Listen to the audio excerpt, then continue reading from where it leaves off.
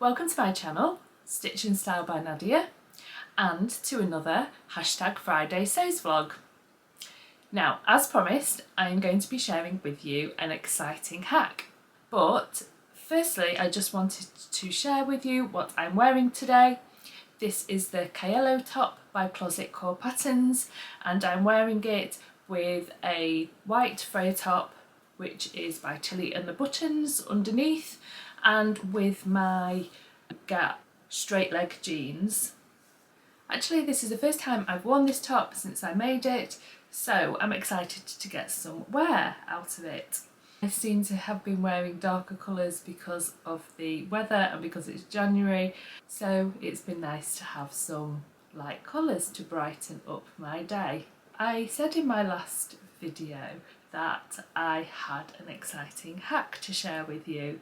So this hack was inspired by a Friday twinning by Trinny Woodall, and she does various different content, and I don't watch it all, but I enjoy to watch her styling clothes.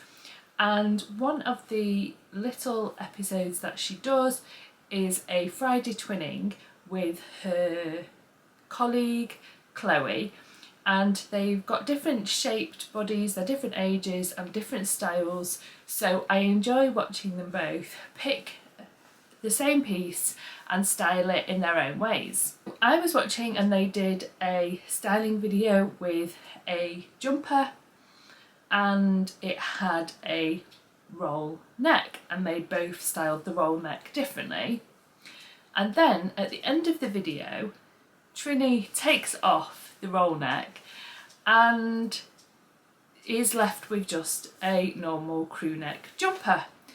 And I thought, well, what a genius idea. I really liked the sound of that, and so I thought, do you know what, I'm going to hack the Southbank sweater and give it a go, especially because I had this material, and I'll bring it up to the camera so you can see. It's a cosy colours, so it's this fleckled, and this one's a marl sweatshirting, and on the back it's a fleeced back, so yeah, it's quite fluffy inside and really nice quality. I've made a Blackwood cardigan and a Southbank sweater before in this cosy colours in a different colourway, and it's washed and worn beautifully, and I highly recommend this cosy colours sweatshirting if you're looking for something like this. And yes, it's got all different flecks in orange, red, navy, yellow, and yeah, it's really nice. Yes, so I had this and I was wondering whether to do a roll neck or to do a crew neck. I couldn't really decide because I thought, well, I really at the moment need a turtleneck, but do I do a crew neck and then I can wear it in the summer? So that, I saw that video and then just something clicked and I just thought, oh yes, I can hack it to make the Southbank sweater have a removable roll neck. Before I get on to showing you, I just wanted to talk about the pattern that I used. So yes, there's 3 versions. A sweater version, a hip length version, or a cropped version, and it says it's designed for knit fabrics with 2-way stretch. This could work for any roll neck sweater, but that's the one that I have used because I really like the cropped version. Mine is a straight size 12, which is for bust 38, waist 30 and hips 39.5. Obviously for the cropped version my hip measurement doesn't matter, and my bust measurement is 37, so just an inch smaller, and my waist is 29 or 30 depending, so yeah, that's just perfect size for me. And I would say it is quite close fitting sweatshirt, so if you like it a little bit more roomy then maybe consider sizing up. So before I just talk through the changes, I'm just going to pop on my sweatshirt. So here's my finished jumper, and as you can see, it's quite a wide roll neck. It's wider than it is on the pattern piece. I did play around with the size, and I'll talk to you about that in a minute. And that's how it looks from the back. So I'm really happy with it. It's very comfortable and I think it fits well, and I think it looks nice with this roll neck on. And now I will just take the roll neck off. So I did use a little button at the back that you attach the roll neck to, and there it is without the roll neck. And I'll turn around and you can see it from the back.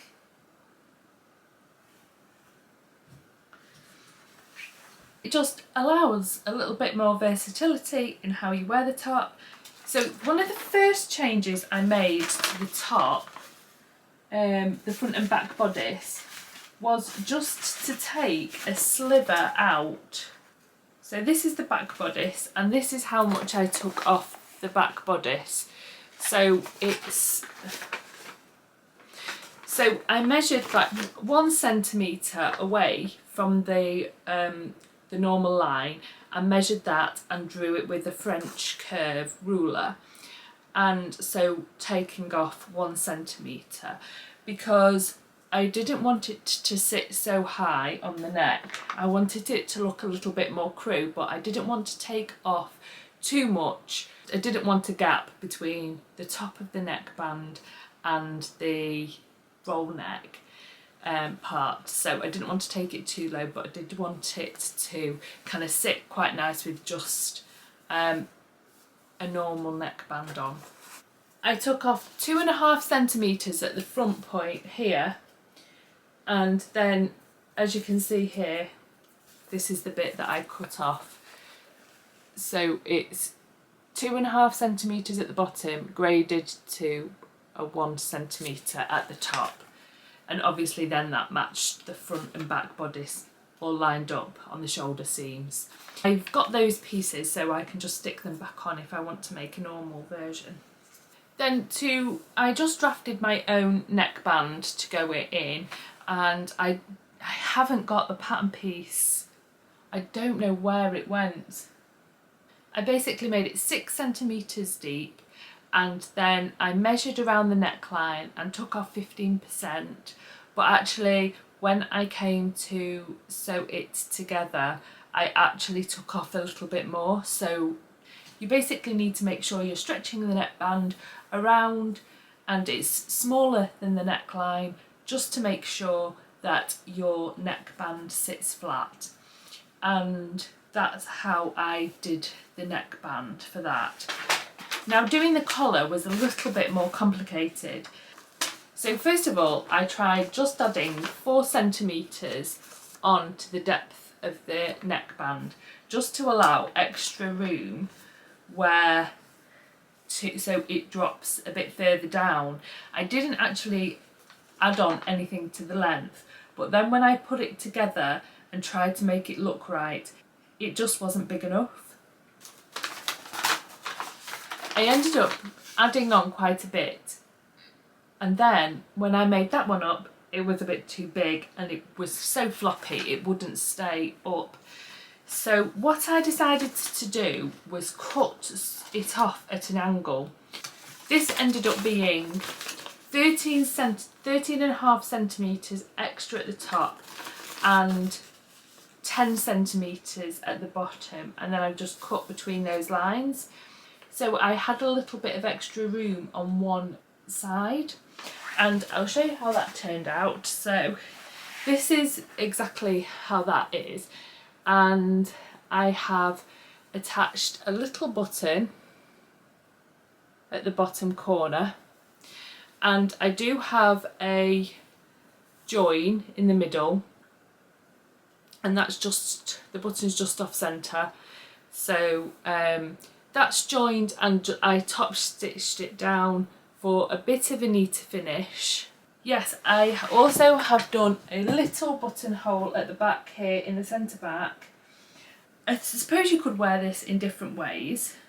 As you can see, if it's not folded in half properly, it can be a little bit floppy and you might get some gaping. You know, you can just play around with it and see what you think, and you might not want to do the exact dimensions that I've done. And I suppose you could even wear this on its own without the jumper if you wanted. So the buttonhole was on the version that was inspired my hack, and I do actually like the little feature of the button. It can keep it in place, and of course if you're not wearing it, it allows it to be attached to the jumper so you don't get the two items separated and lost. I got this material from Guthrie Garney. It's one of the light grey colourways. I think there's two light greys, and I thought this was more silvery, but when it came you can see it's like a light grey and like an oatmeal colour combined, which I wasn't 100% sure about, but now I've made it up, I actually am really happy with the colour of it. I think it makes a really nice neutral colour that I've just not had before in my wardrobe. So I hope I've inspired some of you to give this hack a go, and I hope you've enjoyed seeing what I did with the Southbank sweater. I'm filming this on Sunday, and so I've got plenty of time, I hope, before I speak to you next, and hopefully I'll get something inserted before next Friday. And the next thing that's on my list to make is a dress. After making some tops and a sweater, I thought I just really fancy doing a dress. So I picked out this material from my fabric collection, and it's a leopard print. Now on camera it's coming up a lot more red than it is in real life. It is a red colour, but it's a pinky kind of red, and it's actually got two different shades of red. Sorry, my battery died. So yeah, there's two different shades of red, and one is the background and one inside the leopard print. Now you can't really tell on that. So this fabric is from Rainbow Fabrics Kilburn, and yeah, it's the fabric that's inspired me to make a dress. I've not decided on the pattern yet, so I'm looking forward to choosing a pattern to go with it. So hopefully I'll be able to give you an update on how I'm getting on with my dress later in the week before I publish this video. In the meantime, goodbye, and I'll see you in a bit. Hi, so it's now Friday evening, and I'm going to just update you on what I've been up to since my last recording. I've not been in my sewing room all that much. I have been very busy this week. One of the things that I worked on was this jumper. When I spoke to you last time, I had got a buttonhole in the neckband, and I decided after wearing it that I wanted to remove the buttonhole. I'd not made a very neat job of the buttonhole because I tried to do it, it was a little bit wonky. I unpicked that and did it again and cut it, and then it just wasn't looking quite right, and I thought it will be on my mind when I wear it without the polo neck bit or turtleneck. So I decided to remove the neckband and reattach a new neckband. So that's a new neckband that I've put in, and I have been messing around with the turtleneck bit as well, and I think I've decided what I like actually is it like this. It's just tucked it in, rather than over the top. And this is actually the first one that I did, which was quite tight. Now it doesn't sit nicely on top, but I don't mind it. So the neckband's there, and then it's just tucked into the neckband, and it stays pretty neat, I think. And so I think that's how I'm actually probably going to wear it.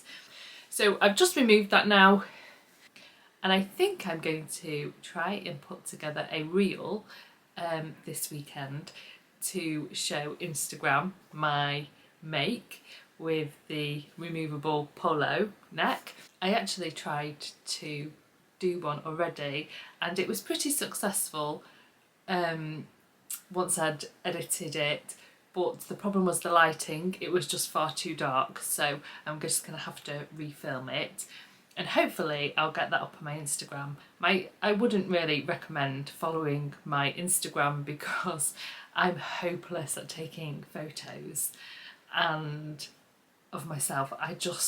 Every time I just can't get the angle right, the lighting right, and so yeah, I really struggle with photos. That's one thing that I really struggle doing. I find it much easier just to talk to the camera, but taking photos, very difficult. And I'm always so impressed with how people's photos look on Instagram. I've not actually been wearing this jumper today. I have been back in the office for the first time for nearly 2 months, and it was lovely to get back in the office. And I will show you a picture of what I wore. None of it was me made, apart from my mask. Anyway, just moving on now to my dress. So as I said, I was going to make a dress in this lovely leopard print fabric, and that is still the case. I've got as far as choosing the pattern. Now, I absolutely love the Hinterland Dress by So Liberated. I don't know if I mentioned this was the pattern I'd chosen when I spoke to you last time, but that's the pattern that I've settled on. Now, when I made this pattern before, I made it in a size 14 with no alterations, apart from I'd lengthened the bodice a little bit, which is usual for me because I am long-waisted. But my shape has changed a little bit since then, and I think it has a bit too much room around the bust. So after the success of doing my small bust adjustment in my last Friday sews, I thought I'm going to try and do a bust adjustment. Well, firstly what I did was I thought I would perhaps just try a smaller size.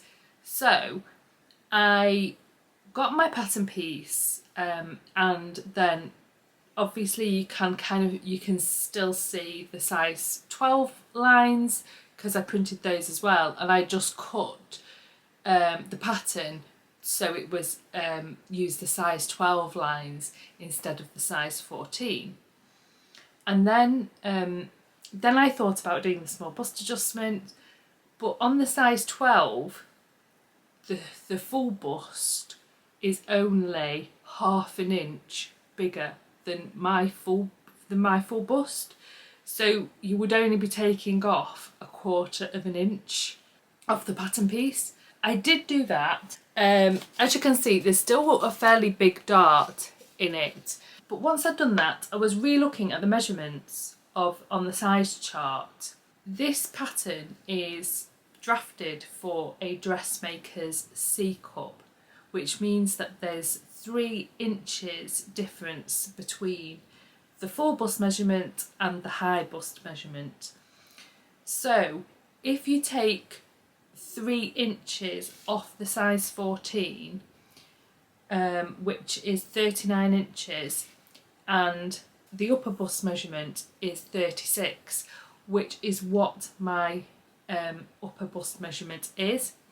So really what I thought I should have done instead is keep the size 14 but then do the small bust adjustment. I actually reprinted the bodice and cut out a size 14 and did the small bust adjustment on that pattern piece to how it should be. And this is the new pattern piece. Once I'd done a small bust adjustment and taken out the 1 inch, I was actually left with no dart on the side.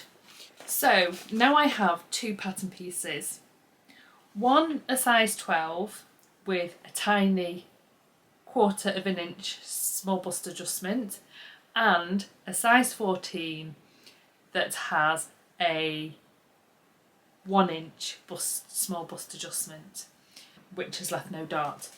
So I'm going to make them both up and to compare them and to see which one fits best and see if I need to do any more tweaks to the pattern. I know this is maybe overfitting because this dress pattern is supposed to be quite loose, but I love the dress so much, the Hinterland dress. It's just my style.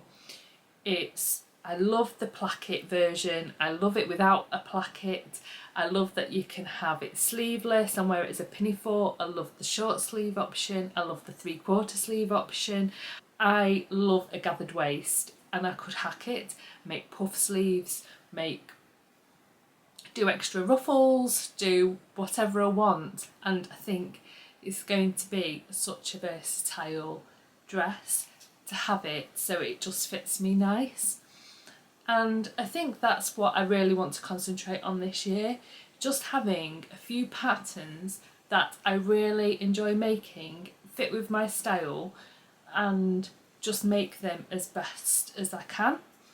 Saying that, there have been 2 patterns that I've seen this morning that have dropped into my inbox, and I'm really interested in them. I am on a low buy with some things and a no buy on other things. With patterns, I have said to myself that I'm only going to purchase 5 patterns this year. When 2 of them dropped in my inbox today, I thought, oh no, this is going to be quite hard to achieve 5 patterns throughout the year. So the 2 that I've seen that I really like, and actually that links on to what I'm wearing on my bottom half, which are my, and you can't really see them, but you can just see the big pocket there, and it's the Elizabeth Suzanne Clyde work pants that I'm wearing. She's released the Clyde jumpsuit, so it's the same trouser, but then there's no elasticated waist on it from what I've seen, but yeah, it's an all-in-one jumpsuit, and I'm very tempted to buy that pattern. I think that will be my first buy of 2022. The other thing that I saw was I got an email from In the Folds, and they have I don't know much about it, I've not read all of the information, but it's something like a monthly subscription service, something about curating your own wardrobe. Let me just check some of the details. So it's actually called Curated by In the Folds, and for the 1st of February they're going to be including a pattern which is the Untitled Dress. You get it if you sign up to their monthly subscription service at a particular level. I think there's different levels you have to choose. They've not actually got the dress itself on the website, so I don't want to reveal anything more about it, and you'd have to maybe sign up to Curated or to get the emails. I've not actually signed up to Curated, but I am really tempted now I've seen what's going to be coming out on the 1st of February. This is not sponsored, this is not an ad or anything, but I just thought I would share what I saw and that appealed to me. Thanks for watching. I hope you've all had a very happy Friday, and I'll look forward to speaking to you soon. Okay, bye now.